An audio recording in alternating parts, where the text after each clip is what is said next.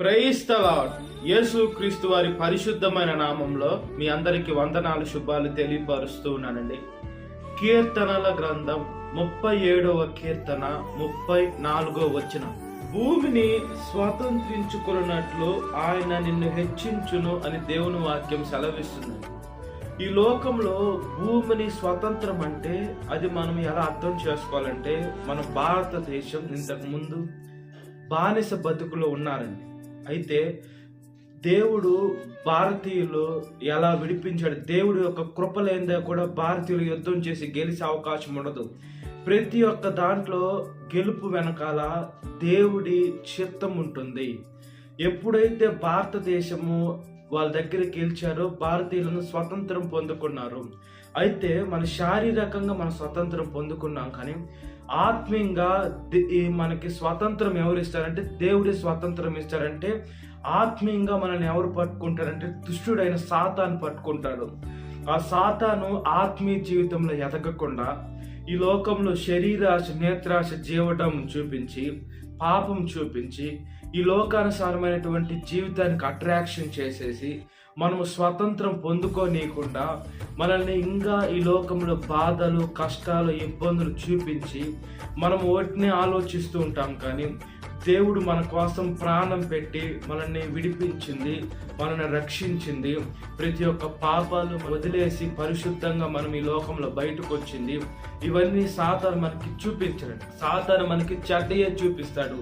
అయితే దేవుడు ఏం చెప్తున్నారంటే, భూమిని స్వతంత్రించినట్లు నేను మిమ్మల్ని స్వతంత్రిస్తానంటే, దేవుడు మనల్ని స్వతంత్ర అంటే దేవుడు ప్రతి ఒక్క ఇబ్బందినిచ్చి మనల్ని బయటికి తీసుకురావాలి. స్వతంత్రం ఇచ్చేటువంటి దేవుడు అంటే మనకి ఏ చిక్కులు, ఏ ఇబ్బంది లేకుండా మనము మన ఇష్ట ప్రకారం జీవించవచ్చు అని దానికి ఆలోచన. అంటే మన ఇష్ట ప్రకారం అంటే ఈ లోకంలో ఉన్నటువంటి శరీరాశ, నేత్ర, జీవటంలో మనం జీవించి తినుము, తాగుము, సుఖించమనకుండా ఎప్పుడైతే ఆ స్వతంత్రము దేవుని సేవలో వాడతామో, దేవుడికి మన జీవితాన్ని అప్పచెప్పుకుంటాము. అయ్యా, నా జీవితము మీ చేతుల్లో పెడుతున్నాను, మీరు నా జీవితాన్ని మంచిగా తీర్చిదిద్దండి. స్వతంత్రం ఇచ్చింది మీరే.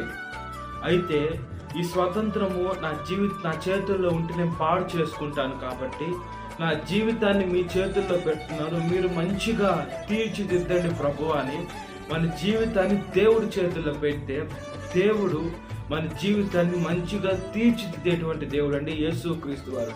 బైబిల్ గ్రంథంలో చూసుకున్నప్పుడు భక్తులు, అనేక మంది భక్తులు వాళ్ళ జీవితాలు దేవుడి చేతుల్లో పెట్టారు. ఎప్పుడైతే దేవుడి చేతుల్లో పెట్టారో అయితే వాళ్ళకి శ్రమలు వచ్చాయి, బాధలు, కష్టాలు, ఇబ్బందులు వచ్చాయి. అయినా కూడా వాళ్ళు అన్ని కష్టాలు పడ్డా దేవుడిని అయితే వదిలిపెట్టలే. ఏమంటే నాకు దేవుడు మాత్రం కావాలి, ఈ లోకంలో నాకు ఎవరు వద్దు. ఈ లోకంలో శ్రమలు చూసి కొంతమంది దేవుడిని దూషిస్తారు, ద్వేషిస్తారు. అవన్నీ చేయలా, నా దేవుడి చేతుల్లో పెట్టారు కాబట్టి దేవుడు ఏమి చేసినా అది నా మంచికే, నా మేలుకే, నాకు అనుభవము నేర్పించడానికే చేస్తున్నాడని భక్తులు ఆలోచించారు. ఆ భక్తులందరూ ఇప్పుడు పరదేశంలో ఉంటారండి. ఈ లోకంలో మనకి కష్టపడితేనే ఉద్యోగాలు, ప్రమోషన్లు వస్తాయి. పరలోక రాజ్యం కూడా ఊరకనే రాదు, మనం కష్టపడాలి. యేసు క్రీస్తు వారు మన కోసము రక్తం చిందించారు, కష్టపడ్డాడు మన కోసం, మన పాపాలన్నీ కడిగి వేసేదానికి. దేవుడే కష్టపడ్డాడంటే మనము దేవుడి కోసం కష్టపడుతున్నామా లేదా? మనకేమో అన్నీ కావాలి, దేవుడు కూడా కావాలి, పరలోక రాజ్యం కావాలి, మనకు అన్నీ ఉండాలి. కానీ మనము దేవుడి వైపు చూడకుండా, మనము దేవుని మార్గంలో నడవకుండా, మనం ఇంకా సాతాను చిక్కుల్లో ఉంటే, సాతాను మాటల్లో ఉంటే, ఇంకా ముసలమ్మ ముచ్చట్లు పెట్టుకొని మాట్లాడుతూ ఉంటే దేవుడు ప్రతి ఒక్కటి చూస్తున్నాడు. పరిశుద్ధాత్మ దేవుడు చాలా బాధపడుతున్నారండి మనం చేసే కార్యాలు.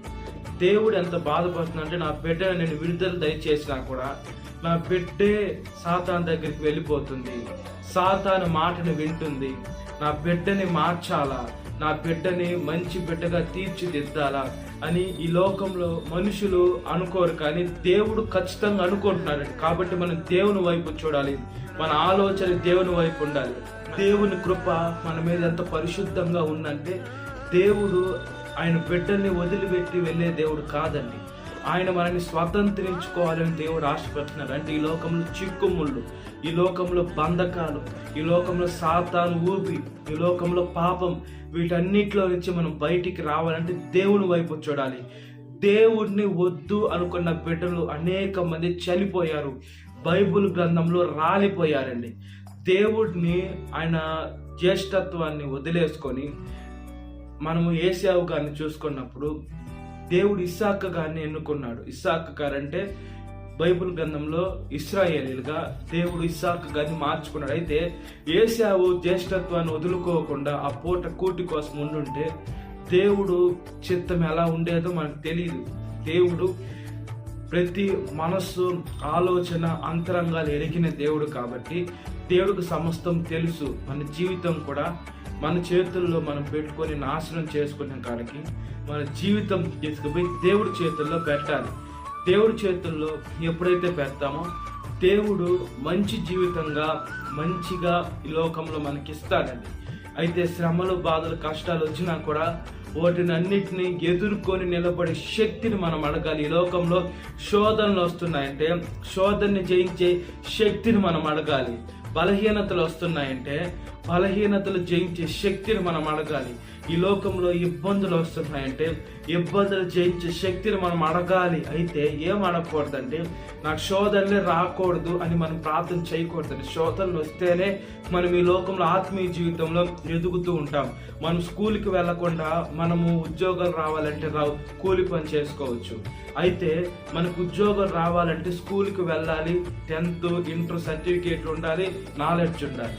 అదేవిధంగా దేవుడు కూడా మన ఆత్మీయ జీవితంలో కొంచెం నలకొడుతూ శోధనలు అనుమతిస్తూ ఉంటే మనం ఆ శోధనలో మనము మంచి బిడ్డలుగా, మంచి సువర్ణం వలె మారి అనేక మంది రక్షించేదానికి కూడా అవకాశాలు ఉంటాయి. కాబట్టి దేవుని బిడ్డలుగా ఈ లోకంలో బ్రతుకున్నట్లుగా ప్రార్థన. మహాపరిశుద్ధాత్మ దేవ, మా ప్రియ పరలోకమందున తండ్రి, అయ్యా భూమికి మీరు స్వాతంత్రం ఇచ్చారు దేవా, అలాగా మమ్మల్ని హెచ్చిస్తారని దేవుని వాక్యం సెలవిస్తుంది. అయ్యా ఈ లోకంలో హెచ్చు తూర్పు ద్వారా, పరమట ద్వారా, ఉత్తరం ద్వారా, దక్షిణం ద్వారా మాకు కలుగుదు కానీ అయ్యా మీ వాక్యం ద్వారానే కలుగుద్ది దేవా. మా జీవితాన్ని మీ పాదాల ముందు పెడుతున్నాం. మా జీవితాలు మా చేతుల్లో పెట్టి నాశనం చేసుకోకుండా మా జీవితాలయ్యా పరిశుద్ధుడా మీ చేతుల్లో పెడుతున్నానయ్యా. అద్భుతాలు చేయండి అయ్యా, మహాచర్మణ కార్యాలు చేయండి, సూచక కార్యాలు చేయండి అయ్యా. అయ్యా ప్రతి ఒక్క బలహీనతలు, ప్రతి ఒక్క శోధన, ప్రతి ఒక్క కష్టం, ప్రతి ఒక్క నష్టం, ప్రతి ఒక్క అనారోగ్యం తీసివేయి అడుగుచున్నాం మా తండ్రి. అయ్యా మా ఆలోచన మీ వైపు పెట్టుకునే శక్తిని దయచేయండి అయ్యా. అయ్యా అపవిత్రాత్మ శక్తి సాతాను ఎవరిని మింగాలా, ఎవరిని ఇబ్బంది పెట్టాలా, ఎవరిని అలా చేయాలా, ఇలా చేయాలని సాతాను చూస్తుంది ప్రభువా. అయ్యా సాతాను పైన మేము విజయము పొందుకునే శక్తిని దయచేసి అయ్యా మా ఫోకస్ అంతా వైపే ఉండాలి, వాక్యం వైపు ఉండాలి దేవా. పరిశుద్ధమైన దేవా, సత్యదేవ, నిత్యదేవ, ఈరోజు పెళ్లి రోజు జరుపుకునేటువంటి వారిని కాపాడండి అయ్యా. భర్త భార్యని ప్రేమించాలా, భార్య భర్తకు లోబడి ఉండాలా, ఇద్దరు కలిసి జీవించాలా, గొడ్రాలుగా ఉండే ఏసియా భార్య భర్తలకి మంచి గర్భఫలం దయచేయండి. మీరు ఇచ్చే బహుమానం ఆస్వాదించండి. బిడ్డలుండే భార్య భర్తలైతే మీ దయ్యందును వద్దిలేదానికి సహాయం దయచేయమని వచ్చిన ఈరోజు పుట్టినరోజు జరుపుకునేటువంటి బిడ్డలను కాపాడండి అయ్యా. బిడ్డలకి కొత్త దయా కిరీటాన్ని ఇవ్వండి అయ్యా. ఈ లోకంలో బుద్ధినందు, జ్ఞానమందు మనుషులు దాన్ని ఎదిగినా కూడా దేవా, ముఖ్యంగా మీ దయ్యందును ఎదగాలి దేవా. ఒకసారి జ్ఞాపకం చేసుకోమని అడుగుతున్నాను. ప్రతి ఒక్క యవనస్తుని, యవనస్తురాలను కాపాడండి అయ్యా. యవన వయసులో దేవా కాడి మోయటం హనునికి మేలు, అది మోపిన వాడు యెహోవా అని దేవుని వాక్యం సెలవిస్తుంది. మీ కాడి మోసే మంచి మనసును దయచేయండి అయ్యా. ఇప్పుడు హాస్పిటల్, ఐసీయూ, ఇంటెన్సివ్లో, ఆపరేషన్ థియేటర్లో వెళ్తున్నాం, లేదా మరణ పడకల మీద పోరాడుతున్నాం. యాక్సిడెంట్లు కలగకుండా ప్రతి ఒక్క బెరను కాపాడండి దేవా. ప్రతి ఒక్క నాలుక మిమ్మల్ని స్తుతించాలా, ప్రతి ఒక్క మోకాలు మీ నామంలో వంగాల, లేకుంటే పాపానికి జీతం మరణం, అది రెండో మరణంలో కూడా దారి తీస్తుంది. కాబట్టి సహాయం దయచేయమని అడుగుచున్నాను. సాతాను శోధన ప్రతి ఒక్క బిడ్డని విడుదల దయచేయండి. ఈ వాక్యం వింటున్న ప్రతి ఒక్క బిడ్డని పేరు పేరుని జ్ఞాపకం చేసుకోండి. ఈ దినకాలపు దీవెనతో నింపమని నజరేయుడైన యేసుక్రీస్తు వారి పరిశుద్ధమైన నామంలో మిక్కిలి మేము తరించినాను మా పరలోకమందున్న తండ్రి, amen. Praise the Lord. God bless you. Have a great day.